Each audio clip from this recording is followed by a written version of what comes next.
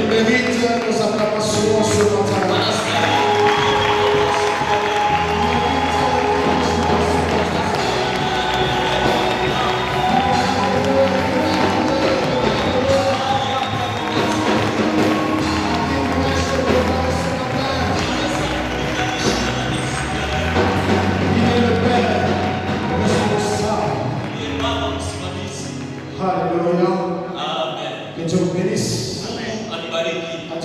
Merci ce matin pour la force qu'il nous a donnée de gérer avec nous et surtout de partager sa parole ce matin. Aussi peuple de Dieu, que Dieu vous bénisse. Malgré les préoccupations que vous avez, dans la présence de Dieu. Parce que nous n'avons nul autre part où aller. Pierre a dit, chez qui irons-nous? Chez toi, il y a la vie en abondance. C'est pourquoi nous sommes là ce matin, parce qu'il n'y a que Dieu qui a la solution à nos problèmes. Et ce matin, je veux continuer la série que j'ai commencée depuis le dimanche passé.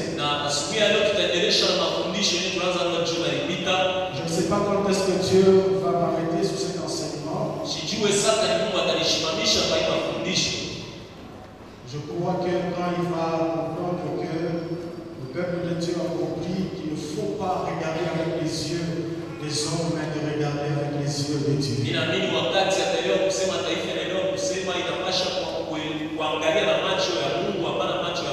Le thème que nous sommes en train de développer, c'est que les écailles de mes yeux tombent. Les écailles de mes yeux tombent. Et puis le dimanche passé, nous sommes en train de parler sur l'histoire de cet homme de Paul. Paul était un homme pensant faire l'œuvre de Dieu, donc il était en train de combattre l'œuvre de Dieu. Il avait reçu l'ordonnance de la part de son roi sacrificateur. Il pensait qu'il défendait l'Église, or il travaillait pour la destruction de l'Évangile et de l'Église. Et j'aimais dans cette deuxième partie la conscience de Paul et de la manière dont Paul est en train de parler aux églises. Nous comprenons que c'était une personne. Premièrement, il a commencé à vivre dans l'erreur. Et quand il a rencontré Christ, sa façon de voir les choses, sa façon de comprendre les choses a été radicalement changée. Nous sommes avec vous. Le but de Paul aux Éphésiens. Nous prenons le chapitre 1, verset 16 à 18.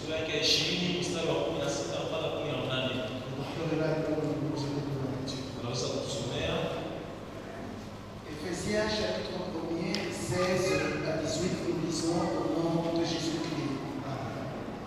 Je ne cesse de rendre grâce pour vous, faisant mention de vous dans mes prières, afin que le Dieu de notre Seigneur Jésus-Christ, le Père de gloire, vous donne un esprit de sagesse et de révélation dans sa connaissance, et qu'il illumine les yeux de votre cœur, pour que vous sachiez quelle est l'espérance qui s'attache à son appel, quelle est la richesse de la gloire de son héritage qu'il préserve aux saints. Amen. Amen.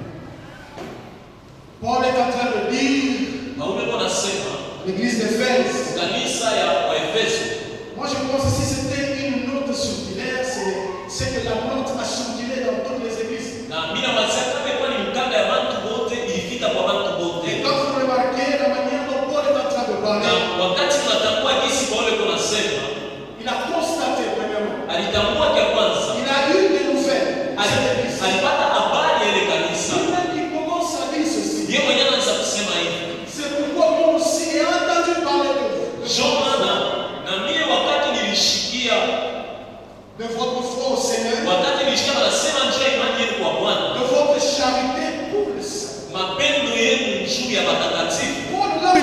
entendu les échos de cette église. Kule alikuwa anashikia habari ya kanisa. Et ce qu'il a trouvé bon de faire, na ile aliona mwema kufanya, c'est de les encourager. Ni kubatilia nguvu. Il revient au verset 2. Anarudia mshairi yake ya pili. Il dit, pili. je ne cesse d'adresser à Dieu des prières. Anasema sitaacha kumiombea kwa Mungu. Pour vous encourager. Juu ya kumitilia nguvu. Pour vous dire ce qu'il est bon de faire. Juu ya kumiambia ile ko mwema kufanya. Pour vous dire ce qu'il faut faire. Juu ya kumiambia ile napasha kufanya. Paul dit, Paulo anasema, je constatais militambua que vous viviez dans l'amour. Mulikuwa naishi katika mapendo. Je constatais militambua que vous avez la charité, c'est ça l'amour, que vous avez la foi en notre Seigneur Jésus-Christ. Mulikuwa na imani katika Bwana wetu Yesu Kristo. Et après, kisha Paul est en train d'exhorter l'église de Dieu. Paulo yuko nasubutisha kanisa ya Mungu. Il dit quoi au verset 17? Anasema nini mshairi yake ya 17? Il appelle l'église à voir la sagesse et la révélation de Dieu par le Saint-Esprit. Anaita kanisa kuwa na hekima mfunuo ya Mungu kupitia Roho Mtakatifu. Pourquoi il dit cela? Janini anasema vile. Il dit, je veux que vous ayez la sagesse. Anasema mimi napenda mkuwe na hekima. Que vous ayez l'intelligence. Mkuwe na akili. Par le Saint-Esprit. Kupitia Roho Mtakatifu. Et quand Paul dit cela, na wakati Paulo anasema vile, quand il parle de la sagesse et la révélation par le Saint-Esprit, wakati anasema juu ya hekima na ufunuo kupitia Roho Mtakatifu, il dit tout simplement anataka tu kusema que l'église doit avoir kanisa inapasha kwa la connaissance na ufahamu plus profonde de Dieu. Ya uketo ya Mungu. Amen, amen. Amen. C'est ça, avoir la sagesse. Jokwa na hekima. Avoir la sagesse et la révélation de Dieu. C'est connaître Dieu en profondeur. Pas connaître Dieu en général ou superficiellement. Vous savez, c'est ce qui tue nos églises. Les gens n'ont pas besoin d'entrer en profondeur pour connaître Dieu. Ils se limitent à venir à l'église, à écouter la prédication et à rentrer et à faire leur vie quotidienne. Ils n'ont pas besoin d'entrer en profondeur pour comprendre qu'est-ce que Dieu veut réellement. Ils ne veulent pas entrer en prière, entrer dans la profondeur pour chercher Dieu. Quelle est la volonté de Dieu? Les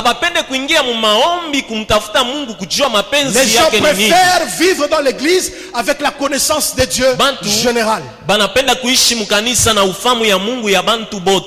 Et vous savez, si vous avez la connaissance de Dieu en profondeur, vous allez comprendre que Dieu n'est pas un mouluba. Dieu n'est pas un moussanga. Dieu n'est pas un blanc. Dieu n'est pas un noir. Dieu est Dieu. Dans sa souveraineté. Nous allons comprendre que Dieu, c'est lui qui a créé toutes choses sur la terre. C'est lui qui a créé le ciel et la terre. La terre et tout ce qu'elle renferme. Si nous connaissons Dieu en profondeur, nous allons comprendre que Dieu, c'est pas un gendarme. C'est pas un gendarme, oui. Vous savez, à un certain moment, les hommes pensent que Dieu raisonne de la manière dont eux ils raisonnent. Les hommes pensent que Dieu peut faire les choses comme eux ils le font. C'est pourquoi vous allez vous retrouver dans une église. Quand quelqu'un est en train de se repentir, vous allez voir qu'il peut prendre beaucoup de temps juste pour demander pardon à Dieu.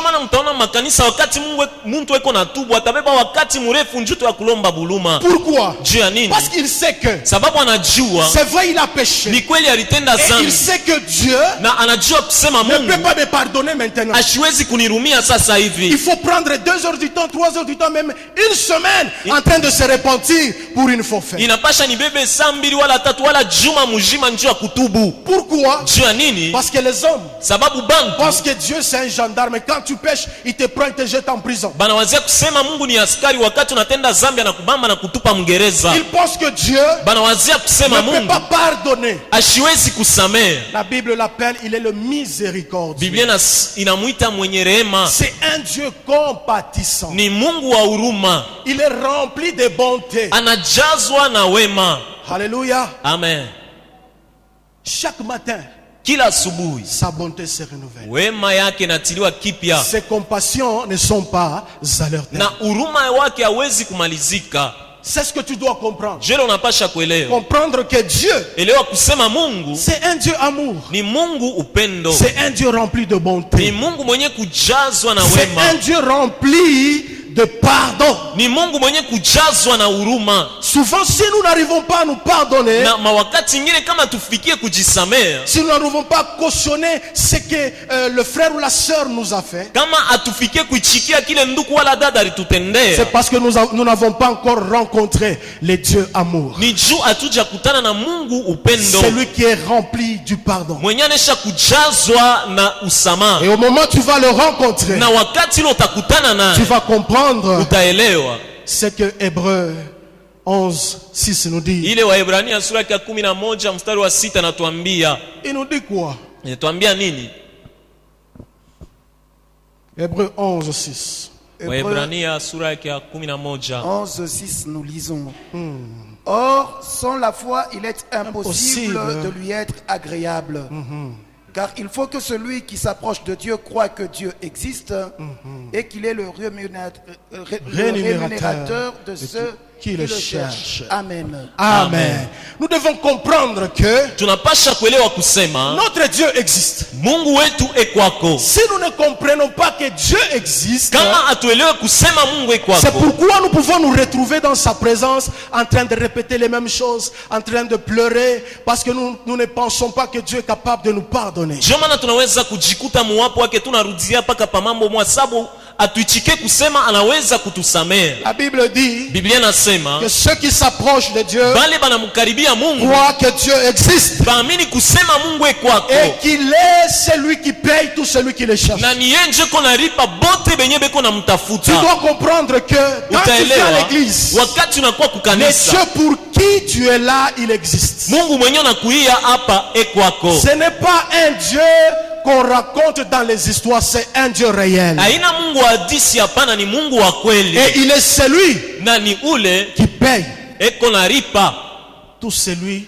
qui le cherche. ule wote eko na mtafuta. Nous devons comprendre cela. Tunapasha Nous kuelewa, devons comprendre que tunapasha kuelewa kusema c'est un Dieu d'alliance. ni Mungu wa agano, C'est un Dieu d'alliance. ni Mungu wa agano, Il est celui qui ne brise pas son alliance. ni yule ashiwezi kuvunja agano yake, Il est celui qui a parlé avec Abraham. ni yule alisema na Ibrahimu, Il a fait avec lui des alliances alifanya naye agano jusqu'à ce qu'il a décidé mpaka pale alibeba pour mpango que cette alliance hivi ile agano soit éternelle. iwe ya milele. Et c'est dans cette alliance que nous nous retrouvons Na aujourd'hui. ni mwile agano tunajikuta leo. Ne te pose pas la question, est-ce que Dieu me connaît? Est-ce que Dieu m'aime? Est-ce que Dieu est pour moi? Non. Hapana Dieu te kujiuliza. connaît, Dieu t'aime et il est pour toi. Mungu ananijua wala hapana, Mungu anakujua na eko hapo juu yako. J'aimerais que tu puisses comprendre cela Na mimi correctement. napenda uelewe vile napasha. Dieu te connaît, Mungu anakujua, Dieu t'aime Mungu et il anakupenda est pour toi. na eko hapo juu Et yako, cette alliance na ile agano subsiste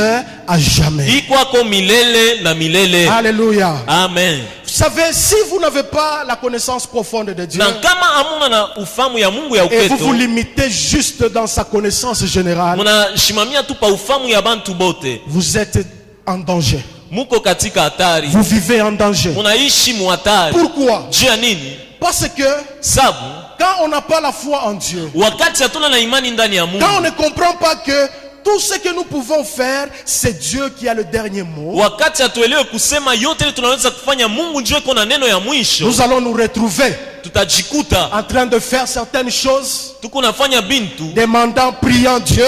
tuko naomba Nous Mungu, venons à l'église, tunakuwa kukanisa, mais nous n'avons pas la foi lakini hatuna na imani que le Dieu pour qui nous sommes ici kusema Mungu mwenyewe tunakaribia peut nous répondre. anaweza kutujibu. Il peut nous répondre par oui ou par non ou par attends. Anaweza kutujibu kwa ndio, hapana wala chunga. Et quand Dieu te dit attends, Na wakati Mungu anakuambia chunga, parce qu'on ne le connaît pas bien, sababu hatumjue mzuri, on a l'impression que Dieu ne nous aime pas. tunaweza kusema Mungu ashitupende. Quand on regarde le voisin, la voisine, on voit comment est-ce qu'elle s'est mariée, elle a des enfants. Et nous, tel que nous étions là, nous n'avons rien vu. On commence à se faire des soucis. Wakati tunaona jirani anaolewa anapata batoto na she tuko paka vile tupate kintu, tunaanza kuwa na manunguniko. Et la plupart des chrétiens Na bamingi kati ya Bakristo finissent par abandonner la foi. wanafikiaka paka mkuacha imani. Pourquoi? Juu ya nini? Parce que Dieu a traîné. Sababu Mungu anakawia. Dieu a traîné. Mungu anakawia. Ils finissent par quitter l'église. Banatoka mkanisa. Pourquoi? Juu ya nini? Parce que Dieu a traîné. Sababu Mungu anakawia. Ils finissent par abandonner leur femme, leur mari. Banachilia babibi na babwana. Parce que Dieu a traîné. Sababu Mungu On a anakawa. beaucoup demandé. Tunaomba sana. Les enfants. Batoto. Dieu ne nous en donne pas. Mungu ashitupatie. Pourquoi rester ensemble? Jua nini kubakia tena pamoja? Parce qu'ils connaissent Dieu Sababu wanamjua Mungu superficiellement. munamuna ya yuluyulu. Ce matin, Église de Dieu, Asubuhi kanisa ya Mungu, j'aimerais que tes yeux soient ouverts. mimi napenda macho yako ifunguke. Que les écailles qui sont sous tes yeux Maganda yenye ko pa macho yako puissent tomber. ianguke. Que tu vois réellement tel que Dieu voit. Uone vile Mungu eko naona. C'est ça le désir de Dieu. Jo mapenzi ya C'est Mungu. ça la volonté de Dieu. Jo kutaka kwa Que Mungu. tu vois réellement tel que Dieu lui voit. Uone vile Mungu eko naona. Cesse de croire dans de fausses illusions. Acha kuamini mambo ya bongo. Vous savez ce que Tite 1,16 nous dit? Ile Tite 1:16 inatuambia, Si on peut nous lire. kama unaweza C'est kusomea. le cas de plusieurs. Jo ali ya bantu mingi Ils sont à l'église. beko mkanisa, Ils disent que nous croyons à Dieu. banasema tunaamini Mungu, Nous avons la foi. tuko na imani, Mais leurs œuvres lakini matendo yao disent autre chose. inasema mambo ingine. 1,16. Tite chapitre 1er et le 16e verset, nous lisons. Oui. Ils font profession de connaître Dieu, mais ils le renient par leurs œuvres, étant abominables, rebelles et incapables d'aucune bonne œuvre. Amen. Amen. Amen. Ils font profession de connaître Dieu. Banakiri kumujua Mungu. Ils disent nous connaissons Dieu. Banasema tunamujua Mungu. Nous prions Dieu. Tuko naomba Nous Mungu. sommes des serviteurs de Dieu. Tuko batumishi. Nous sommes des pasteurs. Tuko bachungaji. Ils racontent ça aux hommes. Beko nambia vile bantu. Mais ils renient Dieu par leurs œuvres. Lakini banamkatala Mungu kupitia matendo yao. Comment est-ce que quelqu'un peut renier Dieu par ses œuvres? Je, mtu anaweza kumkatala Mungu kupitia matendo yake? C'est quand une personne commence à faire des choses qui ne sont pas dans la volonté de Dieu. Ni wakati mtu anaanza kufanya bitu bila mapenzi ya Mungu. Quelqu'un qui prêche l'amour, Mtu mwenye anahubiri mapendo mais il ne peut pas aimer. lakini ashiwezi yeye mwenye Quelqu'un qui kupenda. prêche le pardon, Mtu mwenye anahubiri usamaha mais il ne peut pas lui-même pardonner. yeye mwenye ashiwezi kurumia. C'est ça. Jo ile Ce que Tite est en train de je le dire. tito eko nasema Ils font profession de connaître Dieu. banakiri kumjua Mungu. Oh, Dieu est amour. Mungu ni Dieu upendo. pardonne. Mungu Dieu anasamehe. fait ceci. Mungu anafanya Dieu hivi. fait cela. Mungu anafanya Mais kile. quand il faut pratiquer cela, Lakini wakati napasha ils sont kutenda incapables de le faire. hatuwezi kuifanya. Ce sont des gens qui connaissent Dieu en général. Ni bantu banamujua Mungu munamuna ya Ils ne bantu connaissent bote. pas Dieu profondément. Abamujue Mungu maoketo. L'église de Dieu Kanisa ya ne Mungu te limite pas seulement à lire la Bible. hapana kushimamia paka mkusoma Entre en Biblia. profondeur et connais Dieu. Ingia maoketo na mujue Quelle est la volonté de Dieu mapenzi ya Mungu ni nini sur ta vie, juu ya maisha yako, sur l'église, juu ya kanisa, sur ta famille, juu ya jamaa sur yako, tes enfants, juu ya batoto sur yako, ton entreprise. juu ya kampuni Tu dois yako. comprendre quelle est la volonté de Dieu. Unapasha kuelewa mapenzi ya Mungu ni nini. Sinon, nous risquons de vivre les choses comme des aveugles. Kama ina vile tutaishi mambo sa bipofu. Vous savez, les aveugles, Mnajua bipofu tout ce qu'ils font, ile yote beko nafanya c'est par tâtonnement. ni mukupima pima, Ils touchent, anabamba eko na pima Et puis, pima, ils ne savent pas où ils vont. ashijue konenda wapi, Ils ne savent pas quoi faire. ashijue nini atafanya. Il faut qu'il y ait quelqu'un d'autre pour le conduire. Inapasha kukue mtu mwingine njoo ya Nous ne kumuongoza. sommes pas des aveugles. She hatuna vipofu. Dieu veut que nous puissions avoir les yeux spirituels et pour voir tel que lui, il voit. Mungu anapenda tuwe na macho ya kiroho na tuone vile yeye mwenyewe kunaona. Est-ce que tu peux dire après moi que les écailles de mes yeux tombent? Que les écailles de mes yeux tombent. Dis-le plus fort, que les Useme tena écailles na nguvu. de mes yeux tombent. Que les écailles de mes yeux tombent. Que Dieu t'ouvre les yeux Mungu akufungule macho. pour que tu vois réellement tel que Dieu voit. Hivi uone vile Mungu kunaona. Tu as besoin de comprendre quelle est la volonté de Dieu. Unahitajia kuelewa mapenzi ya Mungu ni nini. Écoutez ce que Paul dit au verset 18. Mshikile Paulo anasema mshairi yake ya 18. Qu'il illumine les yeux de votre cœur Angazie macho ya moyo pour que wenu. vous sachiez quelle est l'espérance qui s'attache à son appel. Hivi mjue kitumaini gani naungana kumwito yake. Quelle est la richesse de la gloire de son héritage qu'il réserve aux saints. Hivi mjue urithi ya utukufu yenye ambatisha Que kubatakatifu. Dieu illumine les yeux de votre cœur. Mungu angazie macho ya moyo wenu. Pourquoi il dit les yeux de votre cœur? Jua nini anataya macho ya moyo. Est-ce que le cœur a les yeux? Moyo inaweza kuwa na macho. J'aimerais juste que nous puissions comprendre ceci. Mimi napenda tuelewe hivi. Quand on parle du cœur en Wakati ce moment, panasema juu ya moyo mwi wakati. le cœur ici est le centre de la réflexion et de la volonté. Moyo njo msingi ya mafikiri na mapenzi. Nous devons comprendre que le cœur est le centre de la réflexion et de la volonté de Tunapasha l'homme. kuelewa kusema moyo ni msingi ya mafikiri na Tout ce que mapenzi. l'homme peut réfléchir, Ile yote mtu anaweza tout ce kufikiri, que l'homme peut avoir comme volonté, yote ile mtu anaweza kuwa nayo kama mapenzi vient du cœur. inatokea mu moyo. Et Paul est en train de dire Na Paulo iko nasema que l'intelligence de croyant akili ya maminifu a besoin d'être renouvelée. inahitajiwa kutiliwa kipya. L'intelligence de croyant Akili ya baminifu a besoin d'être renouvelée. inahitajiwa kutiliwa kipya. C'est la première des choses. Jo kintu kya kwanza, Que ton esprit, roho yako, que ton intelligence akili yako soit renouvelée. itiliwe kipya. Quand on parle de renouveler, Wakati wanasema ncho c'est de kutiliwa kipya, remplacer ce qui est ancien, ni kukombola ile kwa ya ce zamani, qui est mauvais, ile kwa ya par mbaya quelque chose de nouveau et de bon. na kitu kya sasa na kizuri. Quelqu'un doit renouveler Mtu anapasha kutilia kipya son intelligence, akili yake, sa façon de réfléchir, namuna yake ya sa façon kufikiri, de parler, namuna yake ya sa façon de kusema, voir les choses. namuna yake ya kuona mambo. Tu dois avoir un renouvellement. Unapasha kuwa na kutiliwa kipya. Alléluia. Amen. La deuxième des choses, Kitu kya pili, ton intelligence akili yako doit être réorientée. inapasha kubeba uongozi mpya.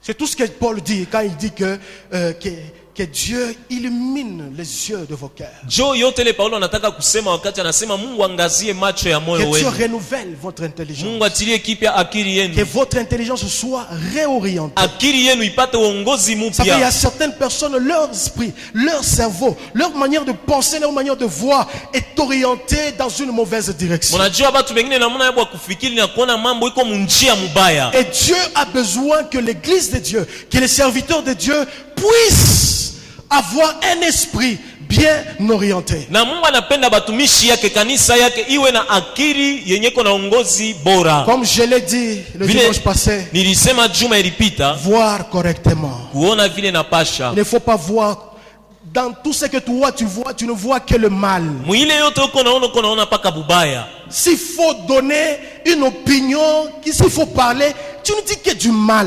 Non. Kama unapenda kuleta mawazo yako ni paka kusema bibaya. Ton esprit doit être réorienté Roho yako inapasha kuchukua uongozi mpya vers de bonnes choses. mubitu bizuri.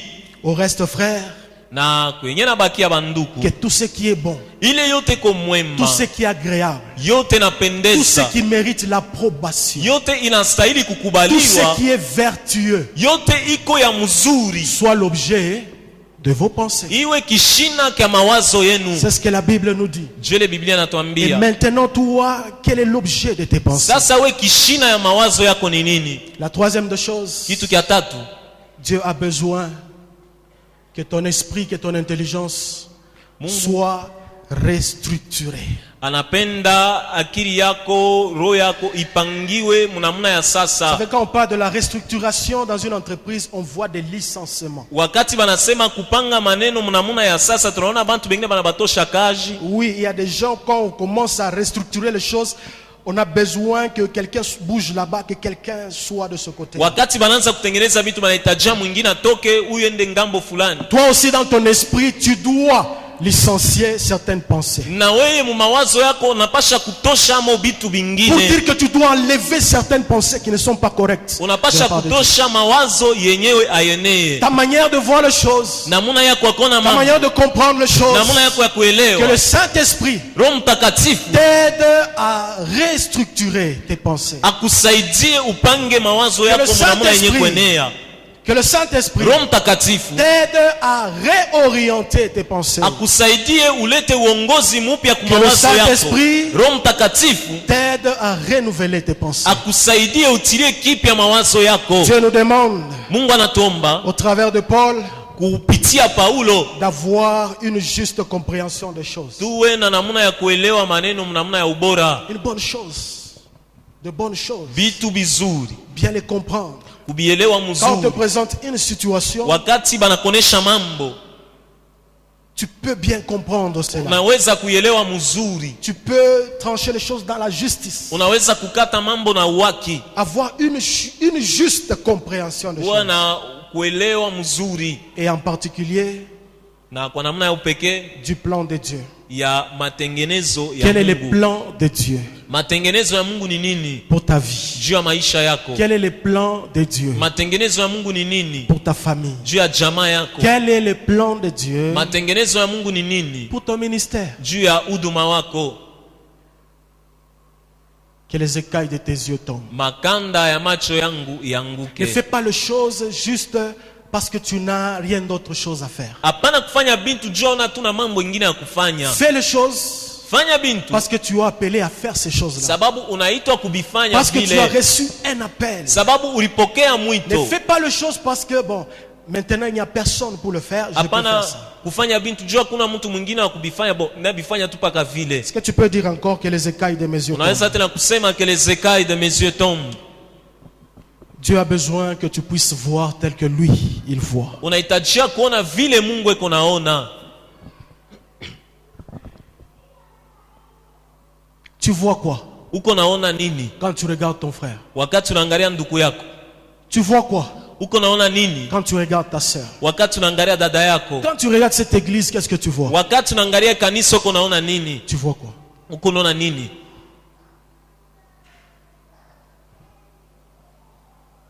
Quelle est ta manière de voir les choses? Namna yako ya kuona mambo iko je? Quand tu regardes ton ministère, Wakati unaangalia huduma wako qu'est-ce que tu vois? uko naona nini? Un ministère glorieux, Huduma ya utukufu, un ministère sanctifié, huduma yenye kutakaswa, ou un ministère qui déchire les vies des gens? wala ile kuna haribu maisha ya bantu? Qu'est-ce que tu vois? Uko naona nini? Tu es appelé à quoi? Unaitwa kufanya nini? Que Dieu aide une personne ce matin Mungu asaidie mtu moya asubuhi ya leo pour qu'elle soit à mesure de voir tel que Dieu voit. hivi awe mkipimo ya kuona vile Mungu eko Pour naona. finir, vous savez, il y a certaines personnes, Na juu ya kumaliza, mnajua kuko même bantu quand elles bengine regardent leur propre vie, hata wakati banaangalia maisha yabo elles ne peuvent pas dire de bonnes choses. abawezi kujitakia bintu Quand bizuri. elles regardent leur propre ministère, Wakati banaangalia huduma elles ne yabo peuvent pas dire quelque chose de bon. abawezi kusema bintu bizuri. Pourquoi? Juu ya nini? Ils ont été programmés Sababu bo à balipangwa voir des mauvaises choses. juu ya kuona bintu bibaya.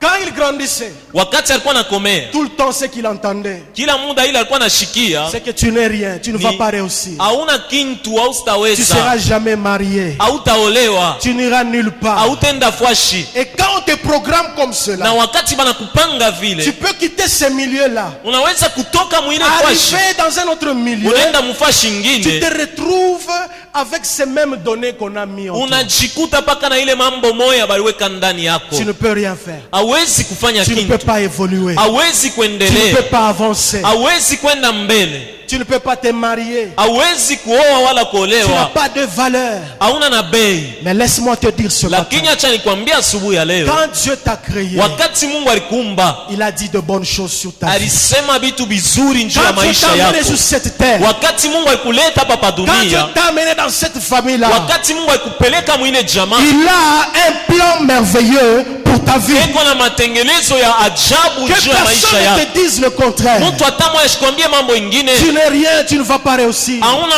mtu au sitaweza, Tu n'es rien, toi tu vas échouer. hauna mtu wewe utashindwa. Si de telles pensées montent en toi, Kama mawazo ya vile napanda ndani yako, dis non. sema hapana, Moi je suis à l'image de Dieu. mie niko picha ya Et tout Mungu, celui qui est à l'image de Dieu, na wote niko picha ya Mungu, il n'échoue pas. asiwezi kushindwa. Tout celui qui est à l'image de Dieu, Ule ko picha ya Mungu il prospère. anaendelea. Tout celui qui est à l'image de Dieu, Ule wote ko kwa mfano ya Mungu, il vit dans la gloire. anaishi katika Si de utukufu. telles pensées montent en toi, Kama mawazo ya vile napanda ndani yako, refuse. katala, Refuse. katala. Qu'est-ce que la Bible nous dit Je le Biblia dans natuambia Apocalypse? mu Ufunuo, Ils l'ont vaincu bali à mushinda cause du sang de l'agneau sababu ya damu ya mwana et de la kondoo parole de leur témoignage. na misemo ya ushuda yabo. Quand tu sens qu'il y a des paroles négatives qui montent, Wakati unashikia kuko misemo ya mbaya tu inapanda, n'as pas besoin de prier Dieu. Oh Dieu, aide-moi, aide-moi. Non. auhitajie kuomba Mungu nisaidie. Ce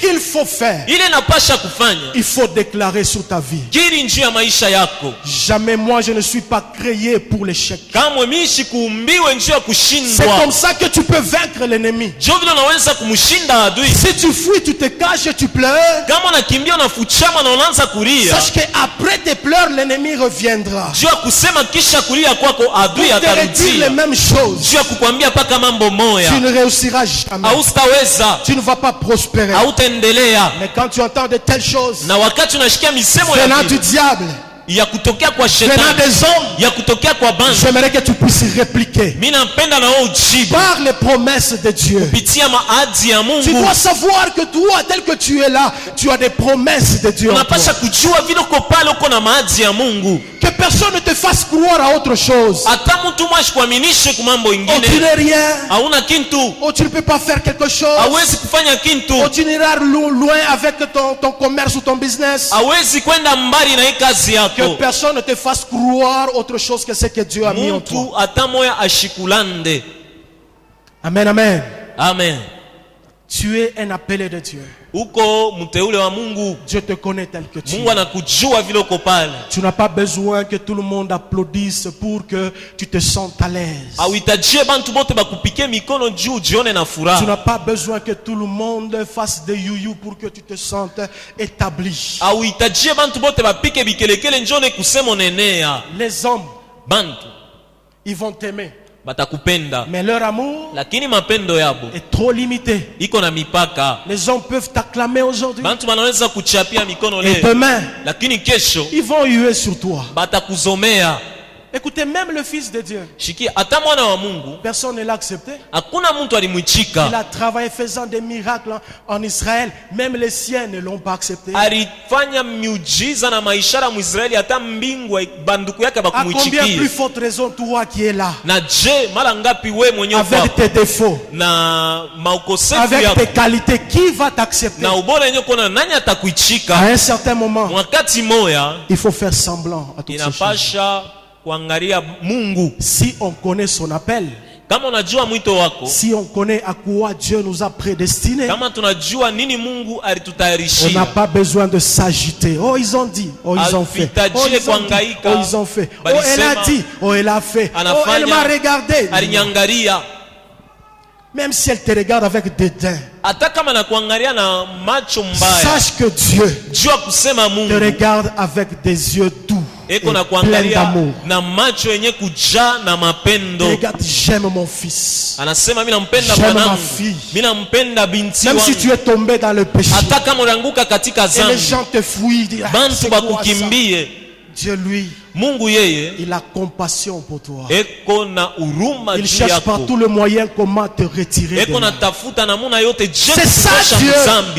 C'est ça Dieu. Jo Mungu. Et l'église Na kanisa doit suivre Dieu et non pas les inapasha hommes. kumfuata Mungu hapana bantu. L'église Kanisa doit suivre les paroles de Dieu et non pas les paroles des inapasha hommes. kufuata misemo ya Mungu hapana misemo ya Tel que bantu. tu es là, Vile uko pale, arrête de regarder les yeux des gens. acha kuangalia mu macho ya bantu. Tu vas mourir pour rien. Utakufa bule Parce que tu vas te poser beaucoup de questions. sababu utajuliza bintu mingi.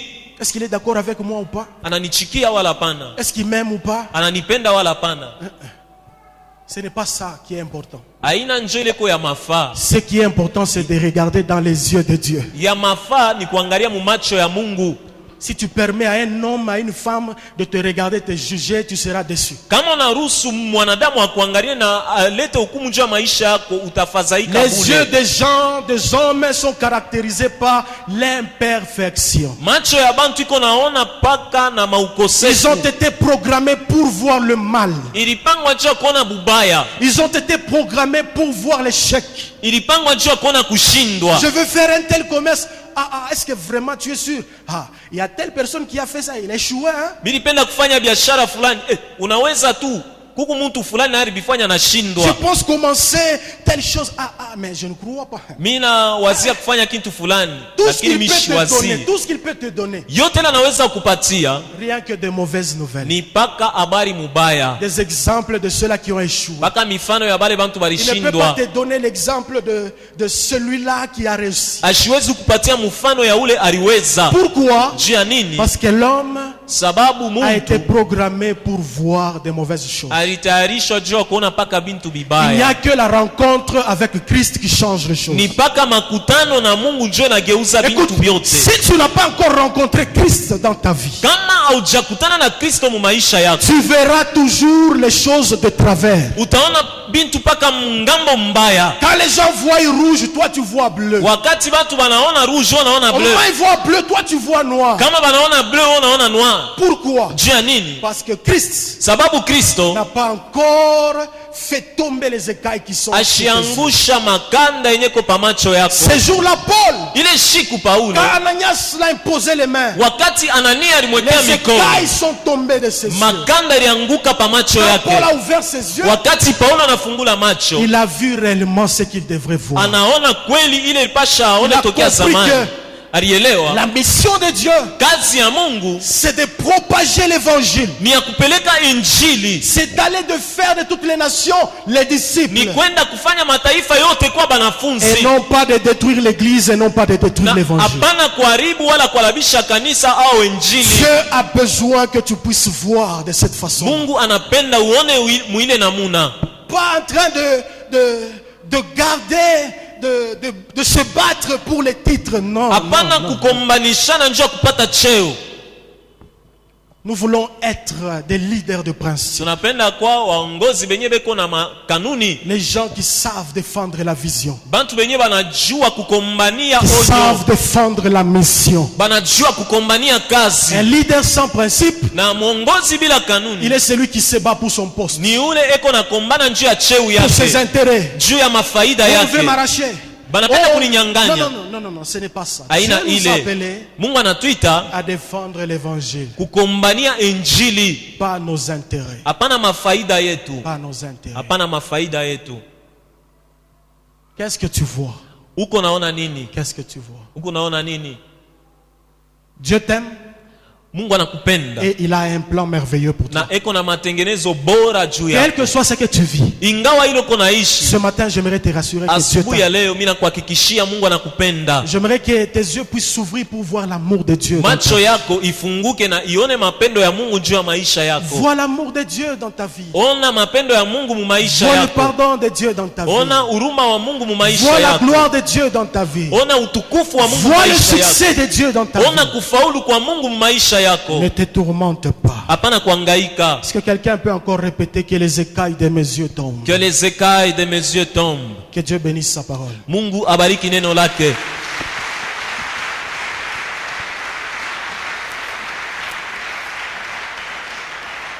Pendant quelques minutes, nous voulons prier. Mudakika kiloko tunapenda kuomba. J'aimerais que nous puissions nous tenir debout un moment. C'est une prière très courte, mais Minapenda qu'elle soit tusimame. efficace. Ni maombi mfupi lakini ikwe ya uwezo. Qu'elle soit efficace. Iwe na uwezo. Sois sincère dans ce que tu dis. Uwe wazi mwenye uko nasema. Sois sincère dans ce que tu dis. Uwe wazi mwenye uko nasema. Dis à Dieu, Seigneur, renouvelle mon intelligence. Umwambie Mungu tilia kipya akili yangu. La deuxième des choses, dis Seigneur, réoriente mon intelligence. Kitu kia pili mwambie Mungu nipatie ongozi mpya juu ya akili yangu. La troisième des choses, dis à Dieu, Na kia tatu mwambie Mungu restructure tengeneza munamuna mpya mon intelligence. akili yangu. Que Dieu mette de l'ordre dans la manière de penser. Mungu aweke usawa munamuna ya kufikiri. Que tu sois en mesure de prendre de bonnes décisions. Uwe mkipimo ya kubeba mipango yenye Que kuenea. tu sois en mesure d'être du bon côté. Uwe mkipimo ya kwa ngambo mzuri. Que tu sois un homme qui sait produire la paix. Uwe mtu mwenye anajua kuleta amani, Qui sait produire la joie, l'amour. mwenye anajua kuleta furaha na mapendo. Est-ce que quelqu'un peut élever la voix et prier? Naweza kuinua sauti yako na kuomba Yesu.